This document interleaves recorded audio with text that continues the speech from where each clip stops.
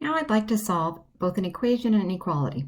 This equation and inequality are related to each other. Their left and their right sides are exactly the same. So I can use the same graph of the left and the right-hand side in finding this. Well, remember, to solve, we're going to first think about the left side and graphing it. Y equals the square root of 4x plus 8. Y equals square root of 4x plus 8. This is a square root graph. Square root graphs are similar to parabolas, but on their side and only include half of it, because in a square root graph you can't plug in a negative, and so you only get out a positive. So we only have half of the parabola here. So this graph in red is this y equals the square root of 4x plus 8. And then the other side, the right-hand side, y equals negative 1/2 x plus 5, is a line. It has an intercept of 5 right there, and it has a negative slope, so it's going down. So that kind of confirms that this blue graph is my line. So what I want to do first is solve the equation where this line on the right is equal to the square root graph on the left. Well, where they're going to be equal is where they cross. So where they cross right here, make it really big, would be at the point 2, 4. So an x value of 2, a y value of 4.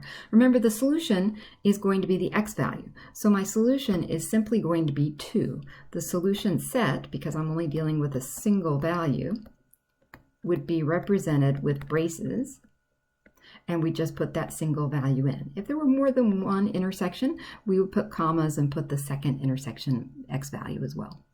But in this case, we just have a single solution. Looking at the related inequality, we're talking about where is the square root graph greater than the graph of the line, greater than. When we talk about greater than, we mean where is the graph of the square root above the line. So I'm going to highlight that. This red graph is above the line in this region. Okay? It's the region that goes to the right side.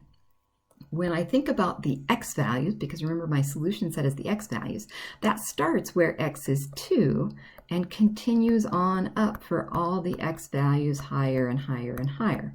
So I'm going from 2 out to infinity. Now, do I want to include the 2? I don't want to include the infinity because we never include infinity because it's an idea, not an actual number. But with 2, because I have the greater than symbol here, no equals, I'm going to not include it. I'm going to use a parenthesis. So we do not include the value because there's no equal, and we use a parenthesis. We would use a bracket if we wanted to be equal. So the solution set would be all numbers from 2 to infinity, not including 2. So because it's an inequality, my solution set is an interval of numbers instead of a single number, like it was for the equation. Now I want to look at one more example here. Let's say we changed this and said we wanted to solve 4x plus 8 is greater, whoops, not greater than, I meant to have a less than. I already solved the greater than. So let's say we have this square root of 4x plus 8 is less than negative 1/2 x plus 5. That would be where the graph of the square root is below the linear graph, which would be on this right side. Now the interesting thing, and why I wanted to go over this one, is that it doesn't go all the way to the left. It only goes as far as this x value right here. And if we look closely, that's at negative 2.